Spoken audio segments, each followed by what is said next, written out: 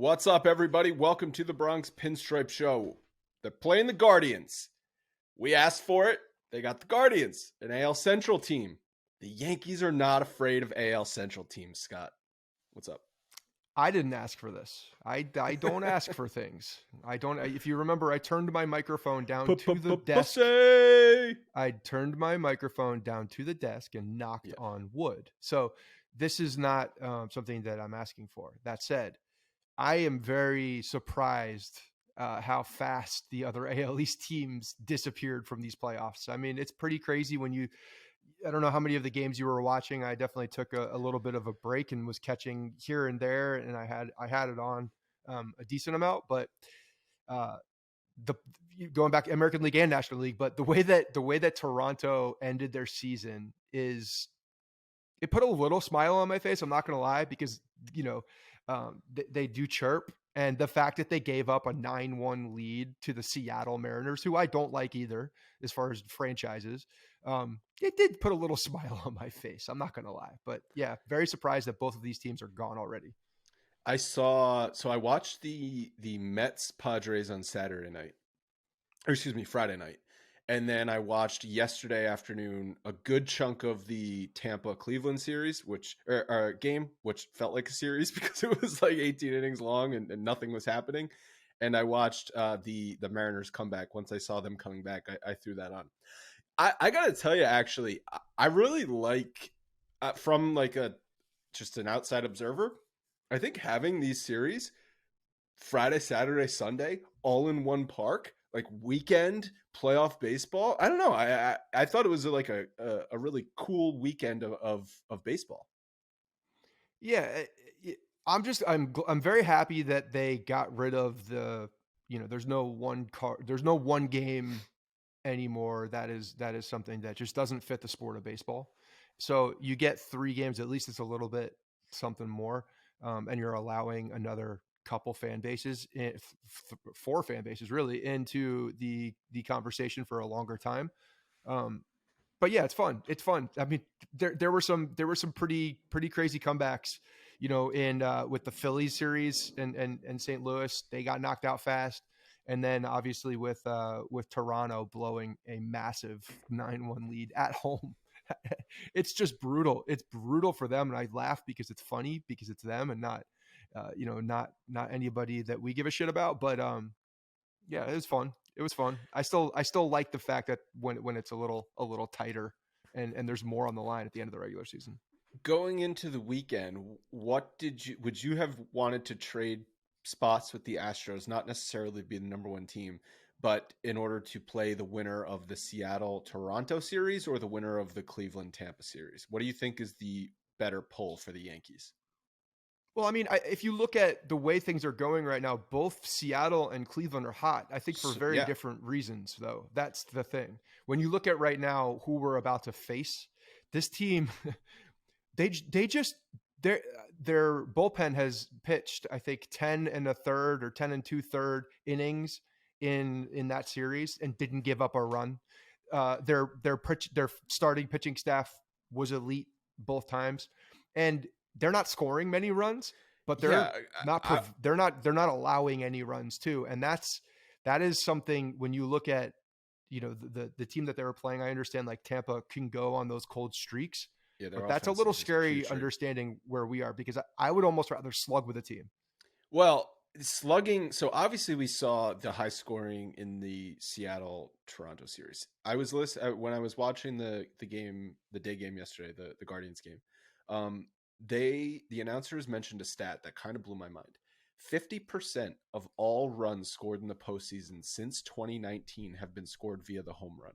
Half of the runs are scored via the home run. And this year, I know it's a small sample size, only a few games, it's something like 64% or something like that.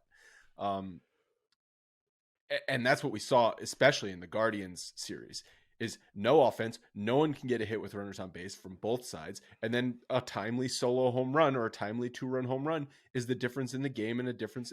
Timely 15th inning, 15. They played like in game 1, they got another half of a game.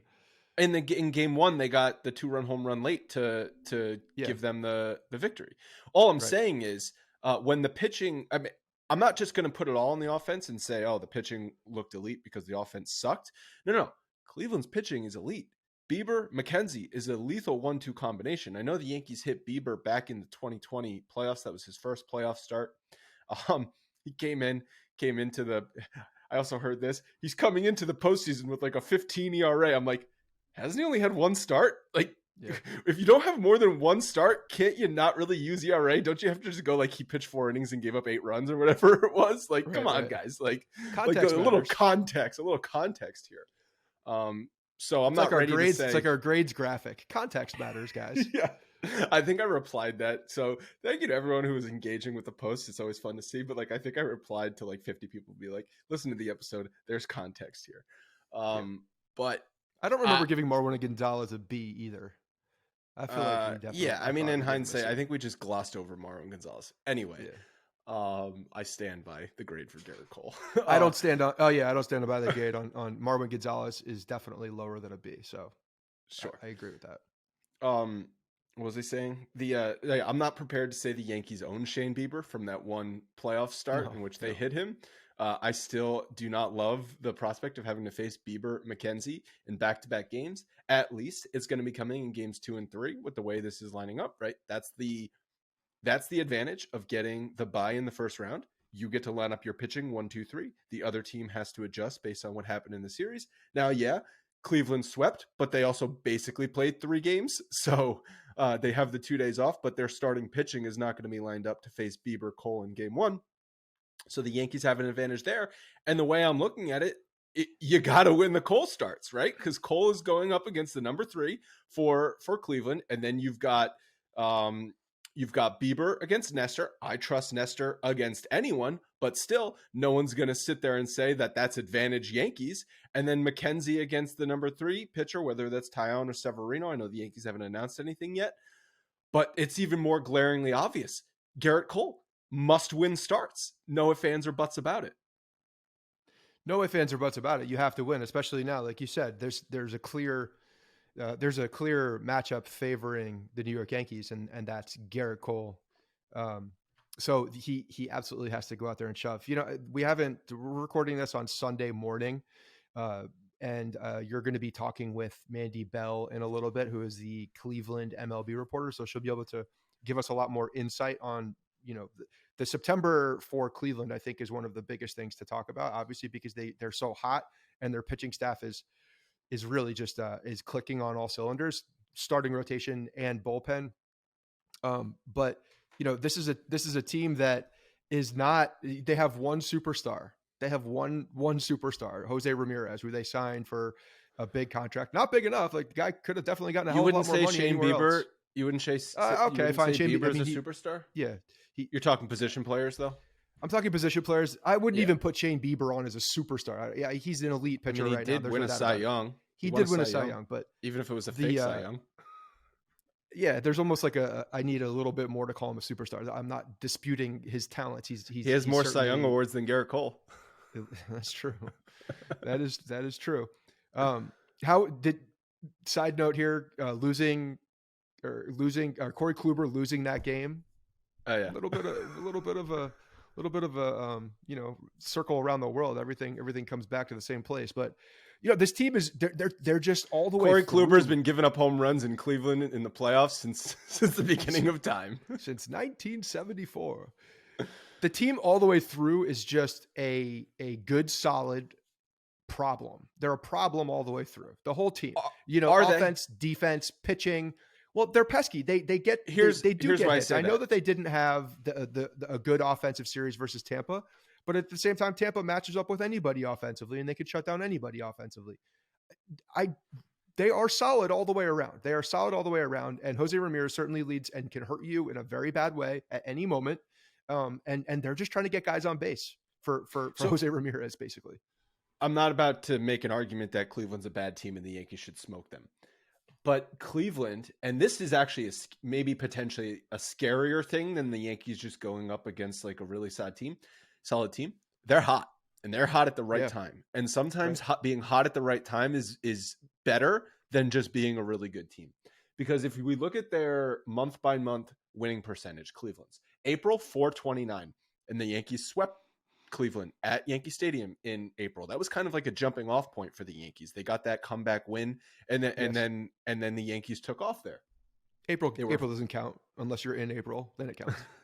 500 in May, 643 in June. So they're starting to pick it up, but then they dipped back down in July and played under 500 ball, 464, 593 in August. They started to get hot again in August, and then a 724 winning percentage in September. On September 4th, they were actually tied in their division, and they ended up winning it by 11 games.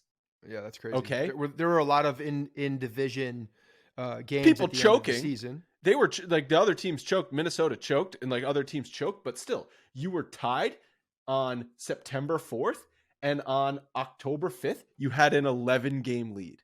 Yeah, that's crazy. That is crazy. That proves. So the reason why this team, you're talking to AL Central bullshit. This, a little too freely for me. This team worries me because they are gritty and they just seem to find a ways to win. And I don't like these teams that have the ability to, scratch out base hits, who could bring in another guy and shut you down when we're in October, because that's the type of baseball that to me is very hard to beat. They don't make a lot of mistakes. They're ready for this type of thing. They're ready. And all they need is one or two big hits in a situation. Right. And now you're at a 2-run deficit feels a hell of a lot bigger in October going up against that Cleveland bullpen than it would during the regular season. And this is a team that just doesn't make a lot of mistakes. I would be shocked if these games are 7-6 games or something like that. These are going to be played under 4 runs probably, and a big home run, 2-run home run or 3-run home run is going to be the deciding factor. I truly believe that, not just because of what the numbers say since 2019 in the playoffs, but also just seeing how the Yankees have played this season and how those first 2 games for the Guardians went. It's that you're not going to get the 4-hit inning. You're going to maybe get a walk, and then someone's going to have to hit a 2-run bomb. So I'm going to give you a scenario. It's a Yankees 2-1 lead going into the 6th inning. Garrett Cole's at 75 pitches. Oh, 75 pitches. Yeah, 75 pitches going into the 6th inning, third time through the rotation. That's a good pitch count. Yeah, third time through the rotation, coming through. You got leadoff guy on, call it the first guy, and now Jose Ramirez is in the hole. You keeping Garrett Cole out there? Jose Ramirez is up or he's on in the deck? hole. He's in the hole. He's in the hole. Leadoff guy is on. So okay, it could get bad soon. It could, but the guy that's up after the guy that's up next is the potential home run hitter. Are you keeping Garrett Cole? I mean, you can't. I think it's a decision. There's a possible decision. There's a possible decision, depending on how he's going and what they think, for him, going into that inning because of what's been happening recently. Oh, sure. It's absolutely a discussion. Jose Ramirez did not have a good series against Tampa. No one had a good series against Tampa. But if you probably look at any of those offensive numbers on any team in that series, and nobody was terrible. He's still the guy though that you're not going to let beat you. So if Jose Ramirez comes up in the 6th inning and he's the go-ahead run or the tying run, and you have Garrett Cole on the mound, I'm probably making a pitching change. I understand Garrett Cole should be able to win that matchup, but he's also given up, 32, 33 home runs this season? And a lot of them have come in the middle innings at the end of starts, like between pitches 80 and 100, leaving a pitch up, fastball leaking over the plate, curveball, slider, just being hung in the middle of the plate, and that could be the deciding factor. I think what you have to do is, in that scenario, you probably let Cole pitch to the next guy. You're praying for a double play. But if one more runner gets on, then you absolutely have to pull him. But that's the risk you're running. Even if there's not another guy on, you have the leadoff man on and the go-ahead run up at the plate with Jose Ramirez. You have to think about that. And that's where the problem lies with Garrett Cole right now. He needs, and everybody's like, no, of course he's the guy. Yes, on paper, no doubt about it. Like, he should be absolutely staying in that game and facing the top of the order. That's what you want. You want your guy to do that. the way Cleveland has been ordering their lineup is Kwan, the rookie, has been leading off. Ahmed Rosario batting second. Jose Ramirez batting third. So that means that someone at the bottom of the lineup has got on, and then Kwan, Rosario are coming up, who both have had tremendous seasons. Kwan, could make a case for the rookie of the year. He's not going to win it, but really good season. And Rosario's kind of, had, what is his, I think I saw something on him, 180 hits this year for Ahmed Rosario, 283 batting average. Yeah, solid season. Yeah. So I think that I don't know that that's unique to Garrett Cole, though. Sorry to come back to your point on it's a decision. I honestly think every team around baseball with every starting pitcher, not with their number one that's set up for this series, not with their number one. No, I don't agree with that. Not with that pitch count. At that point, you need to be, and he's only given up one run.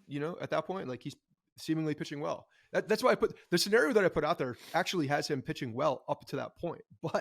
But the point is like, you have a guy on with a guy that can absolutely hurt you, and your pitch count with Garrett Cole over what we've seen for the last 2 months is 80 plus. There's a decision. And unfortunately, and maybe it's not as big of a decision today because the bullpen is beat up and there's not a lot of guys that you believe can come in there. But like Wandy Peralta, I could see a Wandy Peralta coming in and getting a gritty out to get out of that inning, and people and Boone making a call like that. I could see that happening. But the reason you just mentioned is the exact reason why Garrett Cole is going to be left in there, because the bullpen is just loaded with question marks. So no matter who you're going to in the bullpen, opens yourself up for second guessing. There's not one person in the bullpen right now that you say unequivocally, that's the right move. Like, even if it doesn't work out, that's the right move. I'm not comparing anyone to Mariano Rivera, but when Mariano Rivera came in the game, no one was like, "Oh, bad decision to bring in Mariano Rivera," right? Like, you don't even have to go back to Mariano Rivera. You could go back to May and June. Andrew Miller, Dellin Betances, go Michael back to King, May of June this year. Michael King and Clay Holmes in the first half of the season, when those players came in out of the bullpen, different story. No one was questioning it, even if they got beat. No one questioned the move because of what they had done, what their performance on the field had warranted it. Now, anyone who's coming out of that bullpen is either coming back from injury, hasn't pitched in over a week, or is just frankly not very good, and you're just flipping a coin to hopefully they get outs. Yeah, so I think at that point, you're leaving Cole in, and I think that's the easy answer. But my God, of everybody in the collective Yankees universe, including the people on the bench and in the clubhouse, aren't going to be holding their goddamn breath. And unfortunately, I think one of those people that's going to be holding their breath is the guy on the fucking mound, because he also knows that that's been happening for the last 2 months. You got to breathe, Garrett. You got to get oxygen to the brain, or else you're not going to be able to control the fastball. Deep breaths, breathing exercises. It's like his wife just recently, I think they're having a second child. Like, maybe they did some Lamaze classes, like borrow some breathing exercises, Garrett. Yeah. Oh, maybe that's stressing them out. I didn't know that 2 under 2. Is that the, that's where they are here. So I saw an Instagram picture of her pregnant, I believe, again. So, okay. Haven't been keeping up with Garrett. Yeah. I don't follow them on Instagram. You know it popped up. Yeah. Okay. Sure. That's what she said.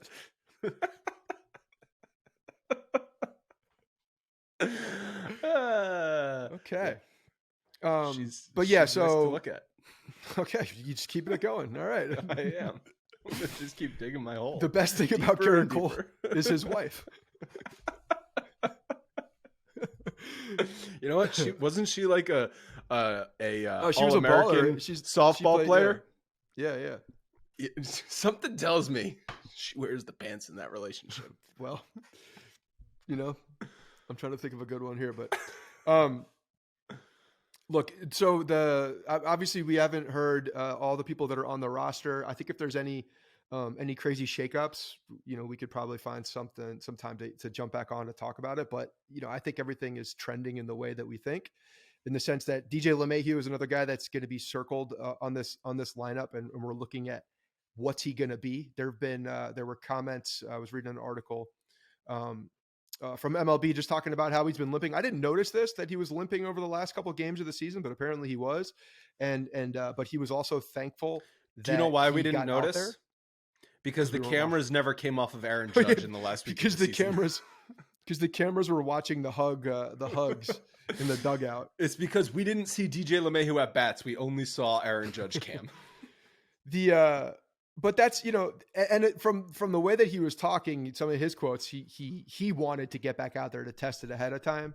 I've been talking about this over the last week and a half. Like, I prefer, for me, would rather have him gotten the extra, 2 weeks of rest and then taken some dry and wet swings somewhere and then come out. But apparently DJ wanted to come out and test it and make sure. But yeah, back to limping again. So he's as good as a guy off the bench at this point, I think, and really a backup first baseman.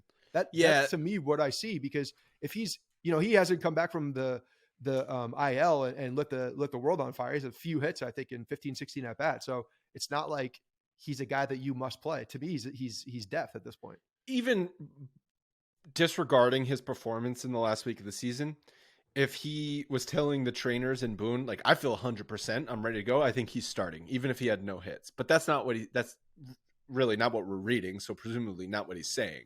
So I agree with you. You're probably starting Donaldson at third base and DJ is the backup infielder right now. That if you need to swap and take a guy out of the game for whatever reason, can play 3 different infield positions. So it's still valuable, but he's probably at like 75, 85%. I just wonder if that toe is limiting his range at a particular base. Sure, it is. So but like, what are your options? Well, does that mean second base is completely out of the equation now as well? Because it's probably an emergency situation, because I would probably guess he's not a defensive improvement for Gleyber late in the game, though, because you're not taking Gleyber out. Range. No, yeah. I don't think you're taking Gleyber out for defense. He's really like a corner guy, maybe a pinch hit. And then he slots in for Donaldson at third, or, if they need to, for whatever reason, pitch run for Rizzo or something like that. That's what I'm thinking. LeMahieu's He's not a defensive replacement for Donaldson. Certainly, Donaldson's a better third baseman defensively, and Rizzo's a better defensive first baseman. And you're probably not pinch hitting DJ for one of those guys. So only the situation is if injury to one of those guys, or you need to pinch run for one of those guys to score from second on a single late in the game or whatever it is. DJ can then go play the field. Yeah. So he's an interesting one as far as where he goes, but the rest of, there's really not much else to lament about, I don't think, only because it's pretty set who's going to be out there. I think maybe left field and who's going to DH are the two other ones. There was a quote something I saw. DH is going to be Stan.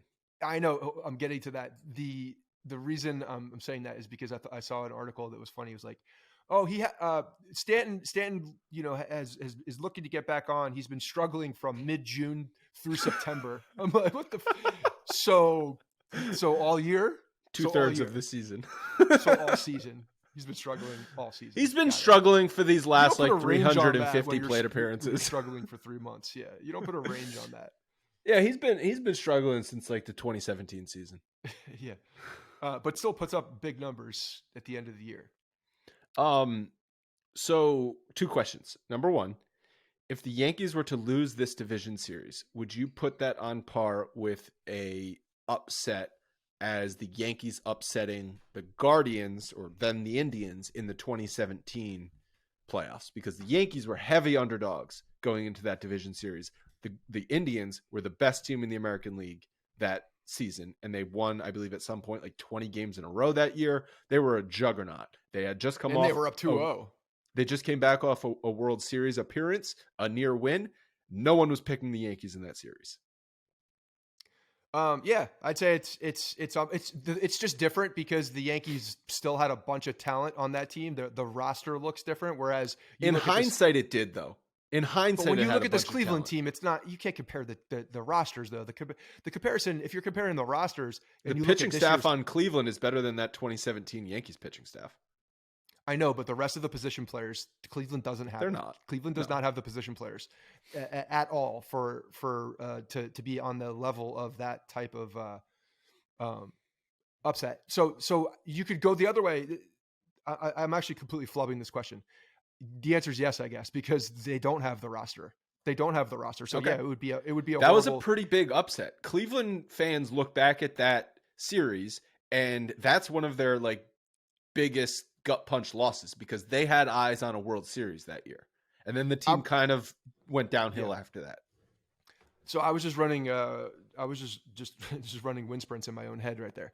The lack of bats, I think, on the Cleveland side, the position players, given who they are, compared to what the Yankees team is right now. Even they're rolling out Garrett Cole, they're rolling out Nestor Cortez and Severino.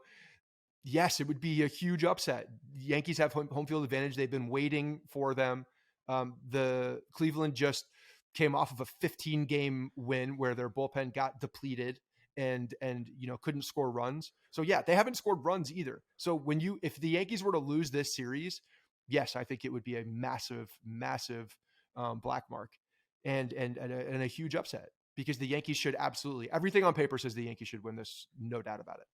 Question number 2 is, what's your confidence level that they'll win? I don't know. I always have a hard time when you ask me this question. I'm confident in the team because I think that they've been playing well in September and they are lined up for what they want. So the problem is that my confidence level has to be completely dependent on Garrett Cole's first start and how he finishes that game. And that's the problem. The rest of the team, I'm at a good confidence level. Like, I feel good going into this series. I do. I just need Garrett Cole to get over that hump, because if he does that, if he shoves, then that changes the way that I feel. It really does. Well, if he's able to finish a start, that changes the way that I feel about this team completely. You're saying going forward, because obviously if he shoves and the Yankees win game 1, you're up 1-0 in a best of 5 series. So obviously your confidence level goes up, but you're saying confidence level for a championship goes up immensely. Confidence level just around the team period goes up another massive tick. I have confidence in this offense. I have confidence in the pitching staff as a whole. I know that the bullpen is depleted, but look, I expect guys to step up. There's a lot of talent out there still. And I think the rotation still has a lot of talent as well. They match up. They match up well. And offensively, they're far superior. So it's a matter of, these guys getting the hits. But if Garrett Cole comes out there and throws 8 scoreless innings and the Yankees put up a few runs, like, it's a different dynamic. Would you keep Judge leadoff? And I think they were doing that just to get him the most at-bats possible for the home run record. But would you keep Judge leadoff, or would you move him back to 2? Who do you want with more at-bats? Nobody. It's no, not even a question anymore. It would just be about getting a runner on in the first inning, or more often than the bottom of the lineup can get on for Aaron Judge, to try and get him some more opportunities with runners on base. I don't think you do that. I think you keep him in the leadoff spot. It's been working for the last month. It's been, a month plus. He's the guy there. And again, I think that the easy way to say that they should keep it there is there's not one person in this lineup that I would want hitting in front of him that would get more at bats. DJ LeMahieu is not the same guy now. It's not LeMahieu. I think it would be Rizzo. If you would go Rizzo, Judge, Stanton. It just feels so disgusting to me. Like the thought of Rizzo as the leadoff guy, just like, it makes me cringe a little bit. Nothing against Rizzo. It's going to be like the aesthetics of that. I hate it. It's going to be Judge.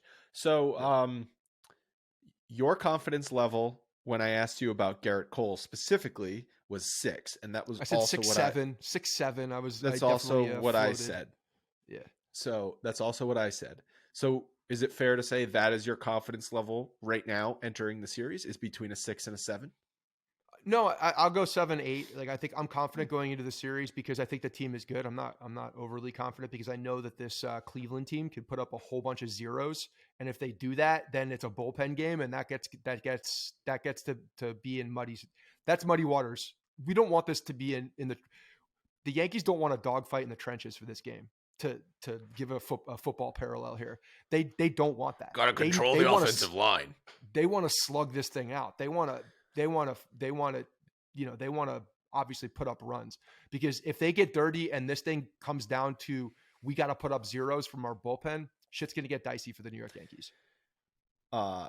And damn well those guardians of Cleveland are going to be bunting. They're going to be slapping the ball the other way. They're going to be doing everything. They're going to be, clawing you. They're going to be doing everything they possibly can to get on base, to move over, and to scratch runs in. My Leanne's parents were over last night, and I was just talking about because the Mariners game was on. I was like, "Oh yeah, the Yankees are playing the Guardians starting on Tuesday," and her dad goes, "That's a team."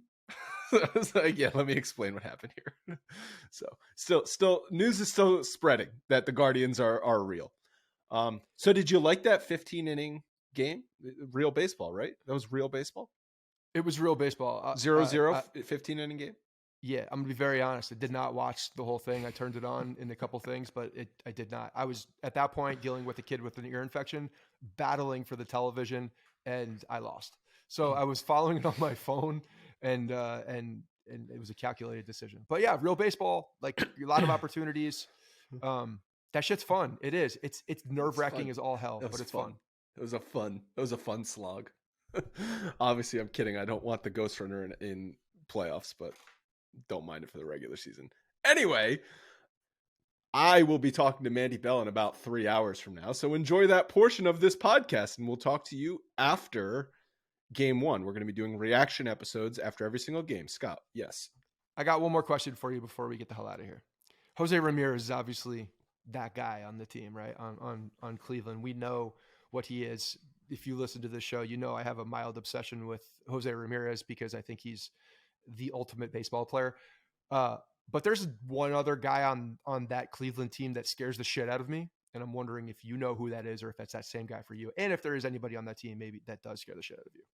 No, I don't know who scares the shit out of you. I mean, their offense, you look at their lineup, obviously Jose Ramirez is their best player, but Jimenez, Gonzalez, Kwan, Naylor, Rosario, they all have OPS pluses above 100, like and well above, like in the 120s, 124, 125, 141.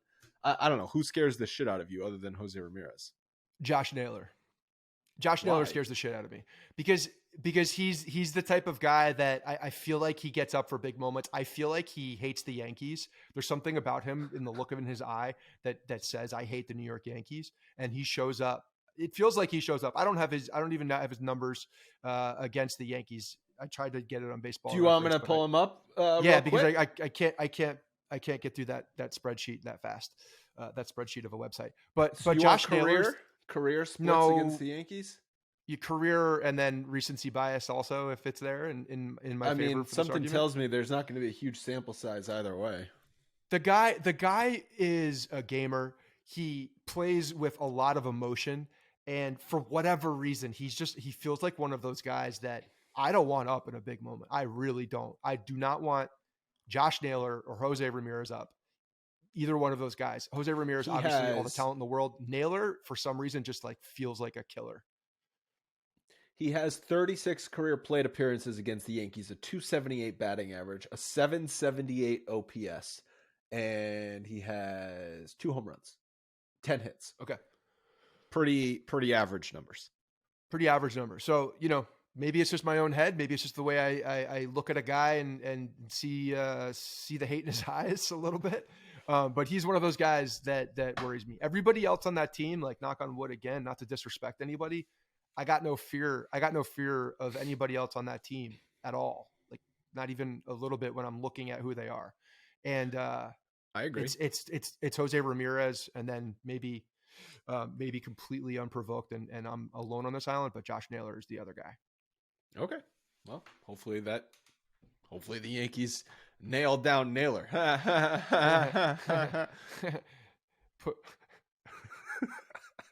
Talk to you guys soon. All right, before we get to Mandy, a little emergency segment, because after Scott and I finished recording on Sunday morning, I guess Boone spoke to the media. Did he have a media press conference, Logan? Yeah, a bunch of them spoke to the media. Boone spoke, Cashman spoke, a lot of the players spoke. So it was weird. I woke up this morning and I was watching videos of like them in blue jerseys at Yankee Stadium. Like it feels like spring training, and it's a little odd, like waiting for the media to come out and talk. Yeah, but it's fun. It's exciting. Well, I feel like this period while the Yankees have the bye and they're just watching everyone else play, it's like Ricky Bobby not knowing what to do with his hands in the press. They're just like sitting there. It's like baseball is not meant to have a week off, especially as you're waiting for the biggest game of your season to arrive. It's really strange. I mean, it's not like especially being a Yankee fan and then playing in the wild card game more often than not over the past 5 years. And obviously, we know how old I am and how all I know is wild card games for the Yankees. Like, they never had any days off going into the postseason practically. Like, they had one, like the day Yeah. before the wild card game, and then they'd play the wild card game and they'd have a day. I thought And it's been a great weekend of baseball. I think it's been an it's been exciting fantastic. weekend of baseball. Like, and I like that it's back to back to back, that there's no off days in between these games. I think it's been really good as a third party innocent bystander, just like kind of rooting for chaos. Like I just want everyone to have like comebacks and late inning games and everything like that, because it's fun as your team is safe sitting at home. 100%. And like I I don't know, it was just like they were talking about like the urgency that these, like, especially the veteran managers are like managing with. Like Buck Showalter went to Edwin Diaz in the 7th inning yesterday. Like, it's just so fun. Like, it's just so Buck just so Showalter is never not going to go to his closer after after Zach Britton. Edwin Diaz got up in the bullpen, and I was like, oh God, he just can't let Zach Britton happen again. And next thing you know, the announcers were like, Buck Showalter didn't go to Zach Britton in that wild card game. I'm like, oh God, too soon, dude.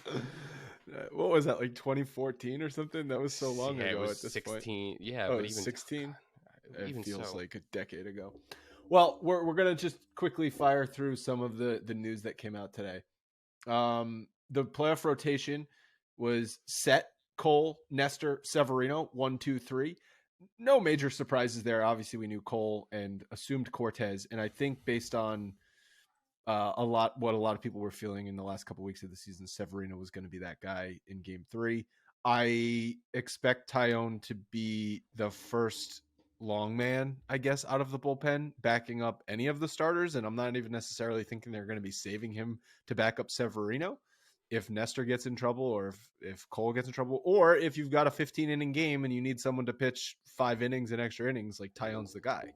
Well, don't forget, Domingo Germán's coming out of the bullpen as well. So yeah, he might be, I think they're going to use him as a long man, but I think they're going to use him as more of a high leverage long man, kind of similar to the way they were using Mike King early in the season. But yeah, I agree. Man, that is a discount Mike King right there.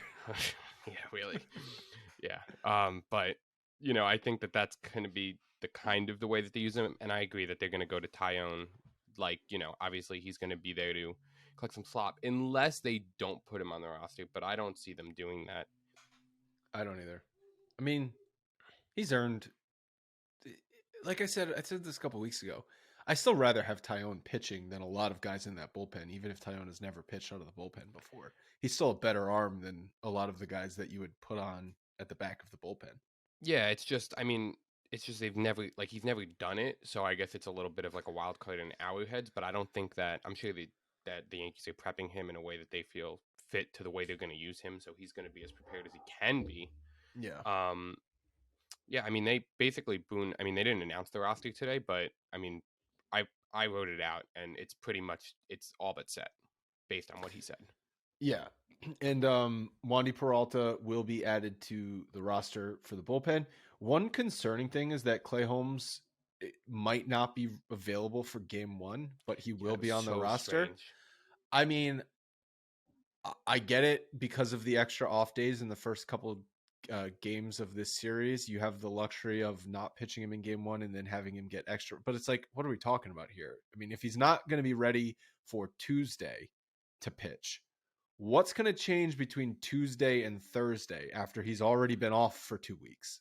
The Yankees in recent years have this tendency of, they just love to try and pull the gamesmanship Bill Belichickian, like, oh, he's not going to be available, he's not going to play, and they're going to be like, boom, we're going to put J Happ in the bullpen. All right, well, that's weird. Boom, we're going to bat Rizzo leadoff. Like, I don't know. You think this is gamesmanship? You think? I mean, look at what they're saying about Benintendi. Like, it's just they just beat around the bush. Like, it's like you never know what they're saying is true and what's not. And I think it is a gamesmanship thing. I mean, look. Oh, so now Clay Holmes might not be available for Game 1. He's battling an injury, and then in the 7th inning, there's runners on first and third, and Clay Holmes gets up. Like, he's up. Everyone, the crowd goes wild.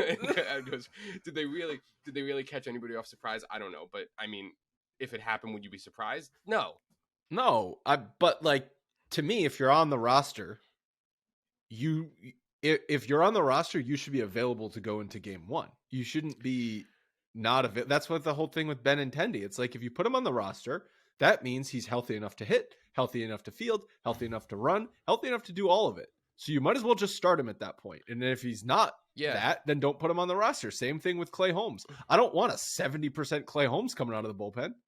Yeah, but you say that, and then we like look at the other options. Would you rather have like Greg Weissert coming out of the bullpen than a 70% Clay Holmes? I mean, I'd rather Clay have Holmes in the bullpen. Clay Holmes has been so off at times that he's unpitchable. He can't find the strike zone. So here's a hypothetical: Clay Holmes and Miguel Castro. He came back. He's healthy. He could be on the roster. Who would you rather have on the roster? Is Clay Holmes not fully healthy? Based on what they said today, I mean, you be the judge. Then probably Miguel Castro. I mean, obviously, because that's bullshit. If they're saying truly, Clay Holmes will be fully healthy for game 2 on Thursday, but not fully healthy for game 1 on Tuesday, that just doesn't make any sense. 48 hours does not magically just make you healthy. It doesn't make. That's why I'm saying I think it's more of like because it doesn't make any sense. Like, why would you like? Why like the fact that he even said it doesn't make any sense to me. You know what I mean? Even if he wasn't like. You could play the card like if they want to pull the gamesmanship thing. They shouldn't have said that. Let him be in the bullpen as a threat, and then if he's not available, he's not available. Right. He just it wasn't an opportunity to get him in the game. Oh, right, what do you know? It would be so easy. Like you wouldn't even bat an eye. Honestly, you wouldn't even if they didn't use him in game 1 because of situations and they went to this guy and that guy. You wouldn't even have batted an eye. But they said, I think I don't know. It depends. It depends, right? It's like if they're firing through bullpen guys and then. It's just Clay Holmes isn't even getting up, and it's the tie game in the 8th inning. We're probably questioning what's going on there. Yeah, I guess, but also like you said, like okay, so I mean, it's going to come down to they're going to use Loizaga, they're going to use Peralta, they're going to use Efros, and they're going to use Trevino, and that's going to be their. That's the top guys. 4. Yep. So those 4 guys are probably coming out of the bullpen before Holmes. I guess if Garrett Cole is decent enough to get you through. This shouldn't be an issue in game 1. Garrett Cole should be pitching 6 innings, no problem, if not 7 innings, no problem. Well, not to get into it, I mean, he did that against the Guardians this year, and if you watch the Wild Card series, it doesn't look like that team can hit a lick. Nope. It's amazing. I mean, but Tampa's pitching is good, taking nothing away. I mean, the way they managed that game yesterday was mind-boggling with besides the point. But, like, they just couldn't hit. And that lineup, it obviously don't let Jose Ramirez beat you, but he's really good. Other than that, Josh Naylor owns Garrett Cole. Those numbers exist. Oh, interesting. Okay, so because in the portion that everyone just listened to, which you were not on, Scott said the guy he's most afraid of after Jose Ramirez is Josh Naylor. And I didn't know. We looked at his splits against the Yankees, and they're nothing special, but I guess Naylor owns Garrett Cole. I was not aware of this. So, not owns him. So he hit 2 home runs against him in that wild card game in 2020. And his numbers off of Garrett Cole total are 4-3-12 with 2 homers and a double. So, okay. Including the wild card or not including the wild card? Yeah, that's including that wild card. Those are his career numbers. So, really, he hasn't done anything other than that game. Okay. But I guess it was just, it stuck in your head. Because in that wild card game, Cole went and pitched really well. He pitched, I have it right here, 7 innings, 6 hits, 2 earned runs, no walks, 13 strikeouts. So maybe Naylor only hit 1 home run against him in that game, but I just remember the Yankees had a big lead off of Bieber in that game, so it was kind of like cruise control. Yeah, but I mean, has Garrett Cole gotten big leads and held them this year? No, but I'm just saying, like, so he gave. I mean, at that point, if you've got a big lead and you give up a home run, it's okay. It's like you can give up a solo home run if you're leading 6-0. Yeah, I mean, you can almost always give up a solo home run.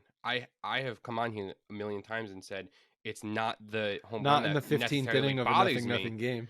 Well, yeah, but Garrett Cole hopefully won't be pitching at that point. The other notes from the morning where Carpenter said he's feeling ready. Andrew Benintendi's likely not going to be on the ALDS roster, but he's getting close to facing live pitching. I guess Stanton is working in the outfield, so maybe that's a possibility there. So is Carpenter. First base in the outfield, he is working in as well. Yep. And we're still, I guess the final decision. Boone said decisions on Hicks and Peralta have not been made yet. Peraza, sorry. So is presumably Peraza and Hicks, it's either or? No, I think. See, this is where. So I was looking at it. So I think that this tips their hand on DJ because I think it's one of DJ, Peraza, or Marwin, and I think Peraza has a leg up on. I think Peraza has a leg up on Marwin, just because he can run. It seems like if they don't start Carpenter, what they're going to do with the bench is they're going to have Carpenter there, and presumably Carpenter there, and then they're going to have Peraza, and they're going to have the backup catcher so that they can pinch hit for the shortstop or the catcher and have a legitimate option for both of them at that position. Okay. So, but it's really interesting if Stanton can play the outfield, if Carpenter can play the outfield. Now it gets interesting because you can get away both of, but if you can get both of those bats in the lineup, you probably do it. Even though Carpenter has not played since. If there's August a guy that or can do it it, was, I know. If there's a guy that can do it. Who do you feel? Do you feel not confident in him? I want to have full. I mean, was that lightning in a bottle? That's the only question. It's like that was great. He was just having good at bats. I know he was. He was having fantastic at bats. Hitting good pitches. He was hitting the ball hard. Everything was hit hard. He was having great at bats. He was working the count. Yes, he didn't look. He looked like prime Matt Carpenter. He looked better than prime Matt Carpenter. People don't realize. What people don't realize is his 100 at bats were better than like if he was on pace to have a better season than Judge. And I know pace. I understand, but like for that, would he have broken Barry Bonds' record? Listen. Someone tweeted, I saw it, I don't remember who it was like, the asterisk next to Judge's home run record was Carpenter got hurt when he was on pace to hit 154 home runs. So we had Maris and Mantle in 61. We could have had Carpenter and Judge in 22. That would have been epic. 100%. But I mean, and I think Hicks might have something to do with Benintendi. Like, I think that's the reason that's not official. Yeah, I mean, I guess that makes sense. It doesn't seem like Benintendi will be ready though. So Hicks is safe for another series at least, probably. It's just interesting because they said Hicks and Peraza, but like there's now too many guys. Because like if you want to have LeCastro, but maybe they just put Peraza on as the runner instead of LeCastro, but then so you don't have Marwin, so maybe you go Hicks, Higgy, LeMahieu, Carpenter, Peraza. Like I don't know. Like, is that a good option? I don't know. I mean, I guess you leave off LeCastro and you leave off Marwin. Maybe. Those are there. Yeah, LeCastro and Marwin in those situations you outlined are kind of redundant. Yeah. But you've seen in years past they kind of like to have guys as designated runners, and then they kind of like to have guys as designated defensive replacements, and they're not. Yeah, but if a guy can do both, then why not use him for both? Because they want to know that if they, for instance, don't start Harrison Bader, right, and they want to put him in for defense, that they still have a runner on the bench. Like, do you remember they wouldn't start Tyler Wade like ever because they wanted him as the runner? Yeah, it's like a similar thing. There were other reasons why they didn't start Tyler Wade. Well, I mean, yeah, but also like there were times where he could have started, and they started like really random guys over him. Yeah. Like, what was that guy's name? That shortstop that they brought in, Jordy Mercer. Like, yeah, well, the big news this morning was that Aroldis Chapman will not be on the ALDS roster, and the reason reportedly is that he didn't show up to a team workout and, quote, did not have an acceptable excuse. This is just a cherry on top to how the Aroldis Chapman Yankee experience is ending. I think the writing was on the wall for Chapman. Either the Yankees gave him an indication you're not going to be on the playoff roster, or he knew or he thought I'm not going to be on the playoff roster. So he basically said, fuck it, I'm quitting. Like, more or less, like, you don't show up to a team workout in the week leading up to the playoffs. You're basically saying I quit. So yeah, this might be the excuse being talked about, but ultimately I don't think he was good enough or reliable enough to put on the postseason roster. And that's the bottom line. So this is obviously no loss, but I think that's what happened. And he was just butthurt about it and probably didn't want to show up to practice, which is kind of tells you all you need to know about Aroldis Chapman, the teammate and the person. Yes, 100% agree. It's weird though. They were kind of like beating around the bush because it kind of sounded like there was a chance that he was not a chance. There was more than a chance that he was going to be on the roster until this happened. And then it happened, and Boone was like, "Nah, you can stay home, bud. Like, not gonna happen. Like, that's not acceptable, obviously." But like, it kind of sounded like they were kind of planning on putting him on the roster, like before this happened. Which, I mean, it's not shocking by any means. We knew that it was going to happen, but they kind of knew that this was a possibility. It seemed when you listen to Cashman talk, he said, "It's shocking but not surprising." As there has been questions all season on if he is quote unquote all in or not. So, I mean, it makes sense. I was watching a video of him in the playoffs a couple years ago, like not that long ago, and he's like much larger now. Like just yes, like I've been saying that he looks. I know puffy. you've been saying that. Like, he looks puffy, just all around. Like just like big shoulders, like just all around. Where he used to be like, I mean, when he was on Cincinnati, he was a twig, but like when he came to the Yankees, he was always buff, but like not like he now. He was in peak physical condition when he came over to the Yankees, and then 100%. when he went to the Cubs and then came back to the Yankees, he was a big guy, but he was cut. Now he just looks like a muscular kind of fat dude. Like he's got he's carrying around a lot of water weight. Yep. But I mean, they also, I mean, they said like he's not like they told him he was going to throw a live bullpen on Friday, and then he just didn't show up. And then they also said like, but he's not necessarily out for the whole postseason. Like we're going to see where this goes, which is like, do you have to say that? I don't know. Well, like, I mean, maybe they're just crossing their fingers that if someone goes down and he's bought in enough to come back, but I'm not counting on that. I mean, listen, this puts Lucas Litke on the roster 100% because they're not going to go with one lefty. So I would have trusted Lucas Litke over Chapman anyway. To get a lefty out to end, 100%. I'm with you on that. Lucas Licke's not going to throw a ball to the backstop, like. Yeah, no, 100%. I mean, you know what? This bullpen has a lot of guys. I mean, Clark Schmidt's there now because of Marinaccio, but like, I don't feel terrible when Clark Schmidt comes into a game. He had a really solid year. I don't feel terrible about most of the guys in the bullpen, but I also don't feel great about. Who do you feel best about? That's a good question. Biggest spot in the game, who do you want in? Because they're not going to make him the closer. They're just going to make that person there. I would say it's kind of a toss-up between Trevino and Loizaga right now. Yeah. But I could be talked into Efros. I could be talked into Peralta. There's no clear winner for me. Yeah, I probably would agree, just like that. Loizaga and Trevino. I've been on the Trevino, like he's been really good, and he clearly can get out of jams when he has to. And Loizaga, I mean, he looks in form, like he looks as good as he did, and he's as fresh as he can possibly be because of how little he pitched this year, which is a good thing, I think. Yeah. All right, so now we are going to speak with Mandy about the Cleveland Guardians. Okay, very excited to bring on to the show Mandy Bell, covers the Cleveland Guardians. Mandy has been on the program before, way back before the 2020 wild card. Mandy, thanks for coming back on. Yeah, thanks for having me.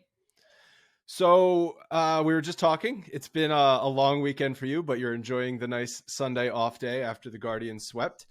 It's been a pretty wild September into October for them. We were looking and they were tied in the standings at the beginning of September and end up running away with that division, which is crazy in just a month of time. I understand some other teams had to fall off a bit, but the Guardians have been playing great baseball. So like what switch flipped? It's hard to say one thing that flipped for them. I mean, yes, they needed to have some teams fall out of it, but what was impressive was that the Guardians forced them to fall out of it. It was when the Guardians swept the Twins in Minnesota, and then they faced them again the next week and took 4 out of 5 from them.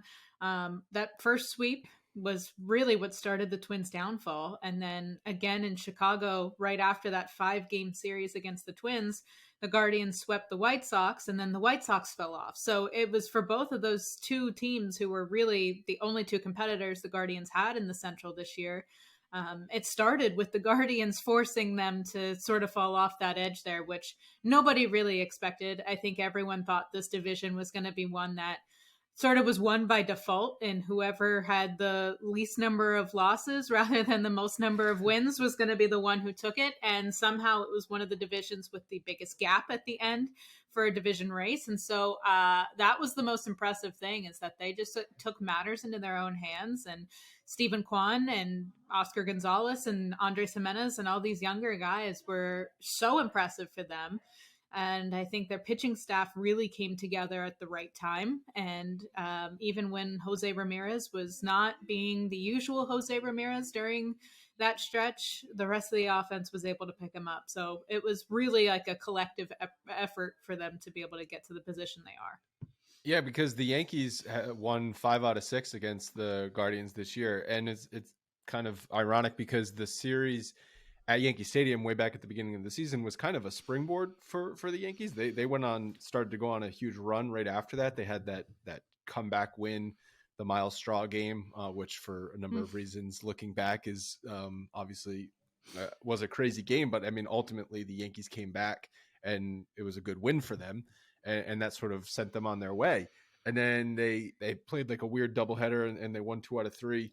But basically it seems like they're going to be facing a different Guardians team, even if a lot of the players are the same than what they did in the first half of the season. Yeah, I would say so. I mean, at the beginning of the year, that Miles Straw game, I guess that's what it's going to infamously be remembered as. Still had a couple guys who weren't really part of the team yet, and had some guys who are no longer part of the team. I mean, I still can picture where Straw's climbing the fence and you can see Kwan standing there and Oscar Mercado standing there. Well, Mercado's not there anymore. You have Oscar Gonzalez, who's going to be the guy who's replacing that. And Gonzalez has been huge for them this year. And so there are bits and pieces that are a little bit different now, but I think that this team really got going, I'd say, in August and September, and figured out who they were. The pitching sort of fell together. Their rotation just became the type of starting pitching that we're used to seeing in Cleveland. So I think, once it got to August, they found a different level. And so it's going to be much different, I think, this time around than what it was earlier in the season. Obviously, no one scored in those 2 games, the Rays or the Guardians. So it's kind of tough to look at offensive numbers and say, oh, this guy had a good series or a bad series or whatever. But overall, the Guardians' offense against this Yankees pitching staff, how are they going to score runs? Obviously, they're better than what we saw in the Tampa series, but how do the Guardians score runs, if not by the home run? They are better. It's not like they are some offensive machine, but they are better than what you saw over the last series. And so the biggest thing about this past series was that they struck out a lot, and that's not something that this offense does. And so a lot of teams would say the same thing. How can the Guardians beat us, and how does that even work? Because this offense isn't like it's dominant. It's not like it's threatening powerfully. So how are they doing it? The biggest thing is that they just keep the ball in play, and it's hard to say that again after this weekend, because that is not how that was. But they put the ball in play all the time. It's consistently, and they really take advantage of any slip up that the defense makes. And so it could be some stupid little bleeder single that they get, or it could be something where there's an error and they're getting a guy on base, and then all of a sudden they are stealing second, or there's an overthrow and they're somehow taking another bag, or no matter what, if there's a guy on first and there's a single, that you can guarantee that they're going first to third. They do small ball so well, and it's just not the brand of baseball that anyone's used to seeing now. But somehow this team has figured out how to not only perfect it, but make it fun to watch, which seems really weird because sack flies and sack bunts don't sound that exciting. But that's not true. In today's baseball, that's sexy. Okay. Yeah, they figured it out. Yeah. They figured out how to make it really, really fun to watch. And so that's sort of how they do it. It's not like they're going to be overly powerful. It's not like they're going to be some offensive machine, but they make all the small things work. And if you make a mistake, they're going to make you pay for it. Well, you would think the cliche goes, the small ball will win in October, but there was a stat on the broadcast yesterday as I was watching that since 2019, half of all runs scored in the postseason across baseball have been via the home run. Half. That's a ton. Okay. So the teams that hit the home runs in the playoffs win because it's really hard to string together 2 or 3 hits against these elite pitching staffs. And the Guardians are included in that elite pitching staff. So, you might say, oh, they're going to win by small ball, but I also see it the runs that they did score against Tampa, and they were all by the home run. Yeah, and that's completely opposite of what anyone was expecting. Tito, he was even joking about that, saying, well, yeah, I guess here we are, that's what we ended up doing when no one sort of expected that. But that's just not their brand of baseball. They can get those once in a while. It's Oscar Gonzalez or Jose Ramirez that are really the biggest threats. Maybe Andres Jimenez, but coming off of a 5 strikeout game in game 2 is probably not the best for the confidence boosting, but you go from there. It's those two are the guys who are the threatening ones with the bat. From there, it's really, they don't have many other options. Austin Hedges might be able to do one every once in a while, but that's really, really rare, it seems like, at this point. So it's really small ball or bust for them, or you just have to do it where it's like game 2 and you just have to play forever and to allow the pitching staff to just keep putting up zeros until finally someone's able to connect and put one over the wall, even if it takes 5 hours and 15 innings.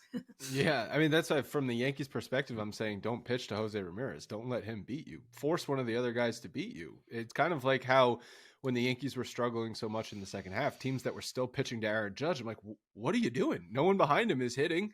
You've got guys from Scranton coming up and hitting behind Aaron Judge. Well, why is he seeing a fastball? And he still was. So I know that's different. It's July and August baseball versus October baseball. But if I'm attacking the Guardians lineup, I'm not giving Ramirez really anything. And he's not getting very much. You can see that throughout the entire year, he's not getting very much. And that's why it's so important for Josh Naylor, who's usually in that cleanup spot behind him. Sometimes it rotates up to Oscar Gonzalez, but it's so important for those guys to get hot so that Jose can at least see something. It's just so beneficial for them because Jose is just the heart and soul of this team. He's the heartbeat of this lineup. And if you can get him a little bit more of an advantage than what he has going into it, that can only benefit them. So they really rely on those guys in the cleanup spot to try to help matters. And I guess it depends on Quan and Rosario, who I believe have been hitting 1-2, getting on ahead of him, which their overall season numbers, they've been doing a good job at that. But recently, how have they been? I mean, I think the whole offense was the same throughout this first series. It wasn't great, but I mean, to end the season, it seemed like everyone was clicking, and Ahmed Rosario especially started to get back into an offensive groove. He had slid off a little bit there a couple weeks, I'd say, from the end of the season, but as the regular season really wound down, he started to click back together again. Stephen Kwan maybe slowed down a little bit, but he's somebody that somehow is so ridiculously mature for being in his first big league season that he's only had one little hiccup, and that was in May, and that was like 3 weeks, and then he figured out how to get out of it. And so he's someone that, if he's going to be somebody who struggles for a couple games, they have the confidence that he can pull himself out of it pretty quickly, even though he has no experience in the postseason, no experience really at all in the big leagues.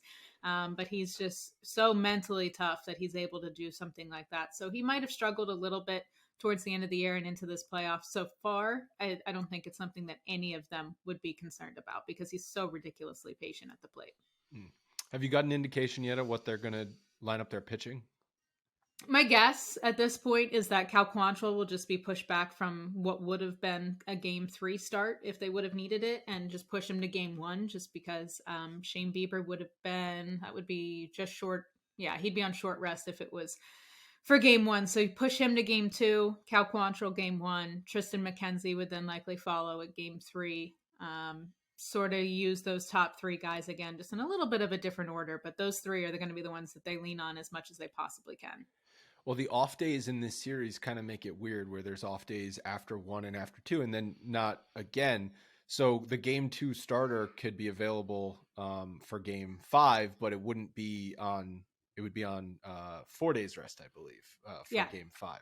But correct. That would likely what we would see if they do get to a game 5 is a Nestor Cortez, Shane Bieber matchup. And I'm assuming the Yankees are going to go with Garrett Cole on regular rest for game 4. I mean, I don't see why you wouldn't. So I guess that's obviously the built-in advantage of not having to play the wild card game is you line up your pitching and the other team can't throw their number 1 pitcher twice on full rest in the series. Yeah, I mean, I think that's 100% going to be it. It's going to be difficult for them. I mean, they struggle with the fact of going with a guy on short rest. I know they would have all the confidence in the world on just having Cal Quantrill go and be that guy if they would need him to be for Game 5 instead of having him go for Game 4. It depends if they trust Aaron Savali to handle Game 4 because they were expecting him to take Game 1 if they needed Quantrill in Game 3 of the wild card series. So they have a whole bunch of things up in the air right now that they're trying to balance. Aaron Savali has not had too much time since he's come back from the injured list. He's had a couple of different injuries this year, but he's looked really, really sharp. It's just like, it's just not quite the same confidence level as you have in Quantrill, Mckenzie, and Bieber. And so it wouldn't be surprising to see them go with Bieber on short rest. And, Bieber's definitely going to be wanting to make as strong of a campaign for that as possible. Well, it's funny because I was listening to his post game after Game 1, and he was, talking about his start, and there was like questions about his ability to pitch in the postseason. He only had that one start against the Yankees. It's like, can we wait until a guy like doesn't just have one bad start before we start calling him a postseason failure? So I guess he proved the doubters wrong. Exactly. After the one start. Yeah, and then that one start with an empty ballpark and not even feeling. I mean, he didn't pitch well in that game, but also No. it's one start. And it was just, it was a strange year, and he was ready to go and erase that first one, and he did that pretty well in the Game 1 of the wild card series. So I'm sure he's itching for his little redemption tour against the Yankees in Game 2. Yeah, how do you think he'll handle pitching in New York in Game 2? Yeah, I mean, I think it's pretty clear that pitching in New York anytime is difficult for anyone, and especially in October. It's a different animal than it is anywhere else, and so it's a tall task. But I think that he's matured even more since 2020. I know that was a Cy Young season; he was absolutely incredible, but again, that was his first postseason start. It was a weird year. There was cardboard cutouts watching the game. It was also strange, and so. In the last 2 years, he's continued to mature even more. This year, he even showed that to the nth degree because he started the year with some issues. Like his velocity was down tremendously. So 4 miles an hour from what it was like 2 years ago, 2 miles an hour down from what it was last year. And it just slowly kept tapering off. And so for him to just grind through that and still have the year that he's had this year, figuring out how to get outs without this blazing heater or just learning to even be a better pitcher, just to pitch, has been really, really impressive to watch this year. And I think that maturity will help translate to pitching in New York. So I think he'll fare okay. Yeah. Tristan Mckenzie's also been awesome. He pitched well against the Yankees I think he pitched twice against the Yankees this year, and only once, whatever it was. I know he pitched well in the one game he did pitch against the Yankees. So it's like the way that it's lining up with Cole not matching up against either of those guys. I think from a Yankees perspective, obviously the Cole games become must wins because it's going to be hard to get games off of Bieber and Mckenzie. Absolutely. I think that those are definitely going to be must wins. I mean, the Guardians often struggle against left-handers. So I think that could be difficult whenever you think about Nestor Cortez or things like that. But I mean, honestly, Cole's going to be must wins for the Yankees to be able to offset that pitching because you then go to Shane Bieber. He's going to be Game 2 rather than Game 1. Then you push Tristan Mckenzie to Game 3, and Mckenzie has this odd ability. I think you almost say this about all of their rookies, to just be so poised in positions that they've never really been in before. His confidence is so ridiculously high, and not in this weird egotistical way. It's more like he believes in himself more than I've ever really seen any player have that type of humble belief in himself. It's been really impressive to see that develop throughout the year. And so nothing really phases him. Even if he gets into a rough situation on the mound, he's able to keep himself calm. He learned that from last year when he wasn't able to do that. He quickly responded to that this year. And so I really think that this pitching staff, the way that they've been clicking at the right time and getting that confidence from a quick sweep in round one can only benefit them moving forward. So I do think that the pitching will at least be difficult on the Yankees. Well, it's funny. I don't know how tapped in you are to, Yankees, but Garrett Cole has not been their most reliable starting pitcher this year. It's actually been Nestor Cortez. Yep. You're not going to start Nestor Cortez in game 1 over Garrett Cole. Like, I get it. That's not what the contracts and, Garrett Cole, the person, that's not what you signed him for.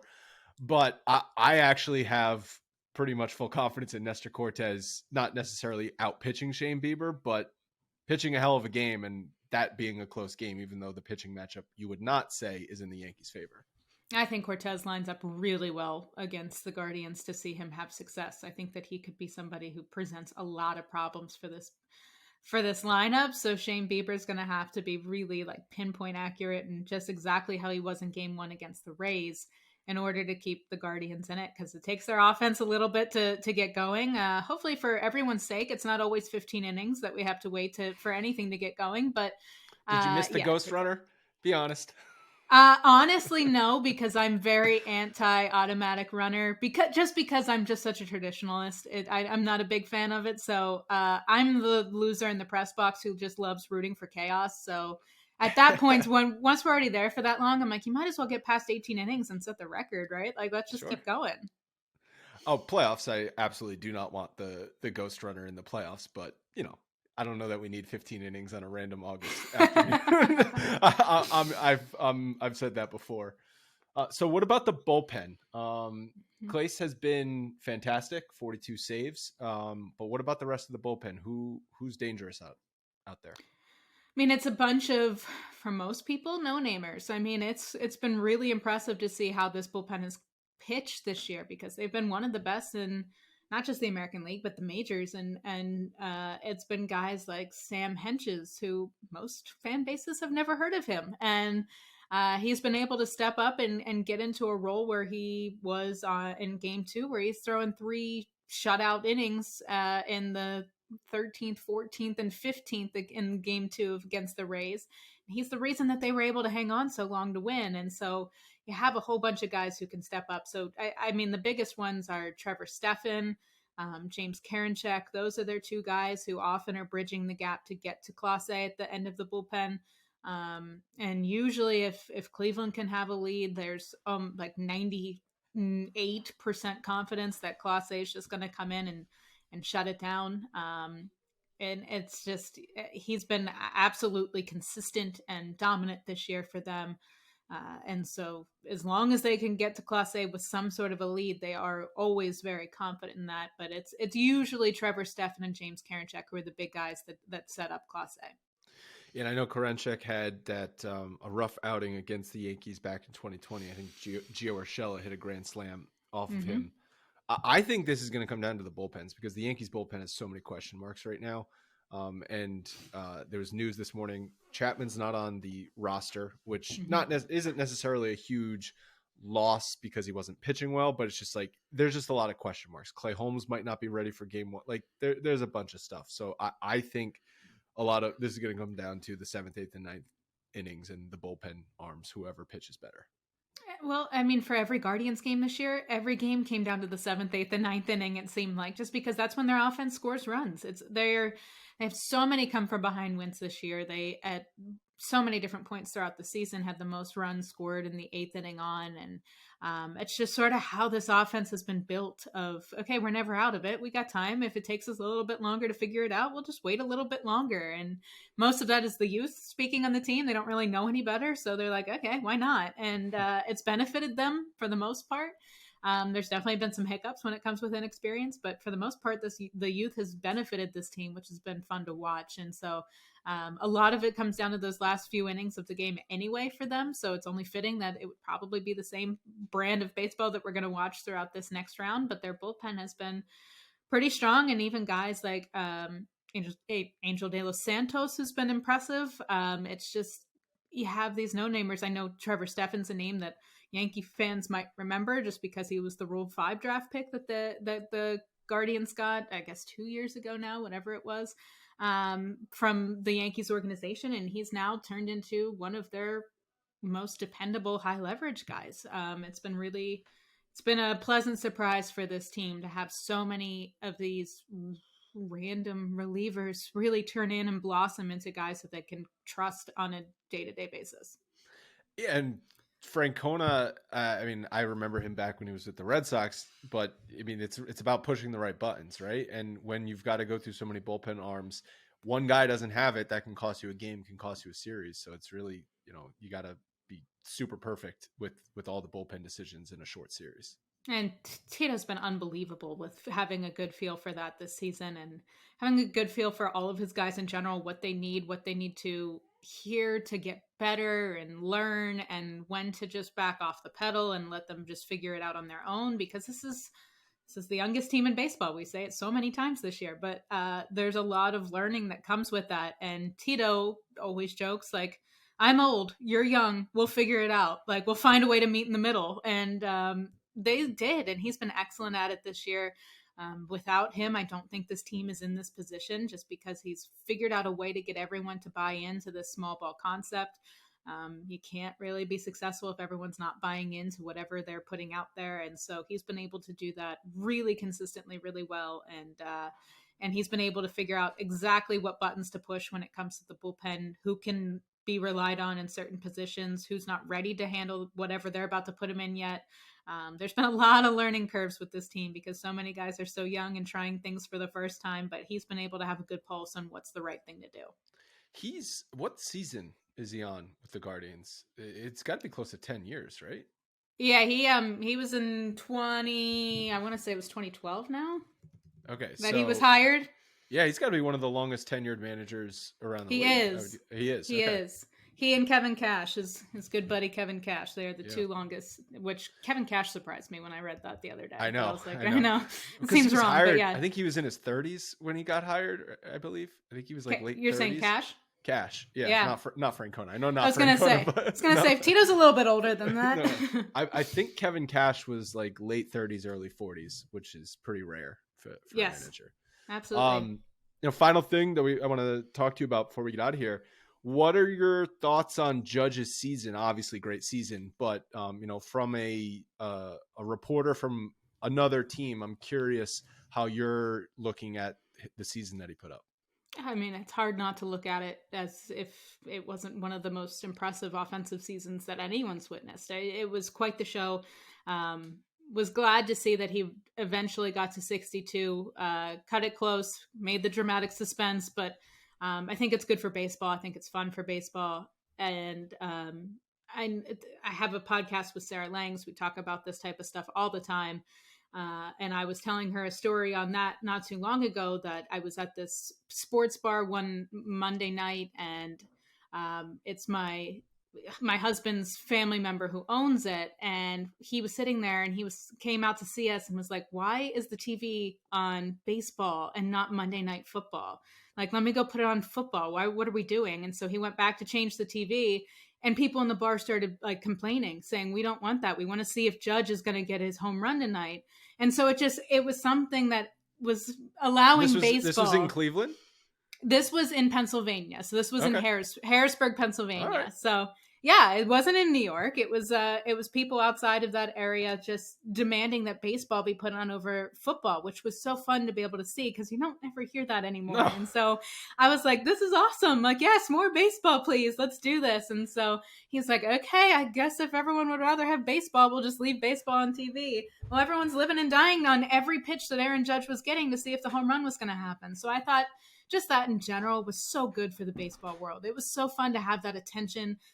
Anything that's good for baseball, I think it's great for everybody. And so that season was fun. And along with that, it was ridiculously impressive. Anytime you go on Baseball Reference and you're seeing a guy's numbers all either be bolded or italicized, that means he did pretty well. And so that was something special. You don't see batting averages that high for sluggers anymore.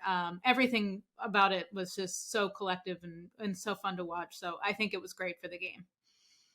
That's actually kind of cool to hear, that like outside of the New York bubble, that it was, you're hanging on every Judge at bat. And it's kind of weird to watch a baseball game. The last 2 weeks of Yankees baseball was so weird because the division was wrapped up. So you didn't really watch the game for the game. You were just watching for the Aaron Judge at bats. And so it's kind of weird to watch a baseball game that way.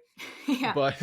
But yeah, I also am obviously happy he got to 62, even though it's not the record. I've said this on the show, like whether you think it's the record or not the record because of the steroid stuff, I don't think it's the record, but I still acknowledge how amazing and impressive it is and important it was for him to get to 62. And it would not have been the case if he ended on 60 or 61. I agree. And I think everyone was sort of hoping for that number to be there just so that everyone can have that same opinion of, okay, this was really awesome. This was really impressive. Not that one homer shy would not be impressive, but for some reason we all had that number in our heads and we were waiting for that number to be hit. So I think that was really, really great for the game.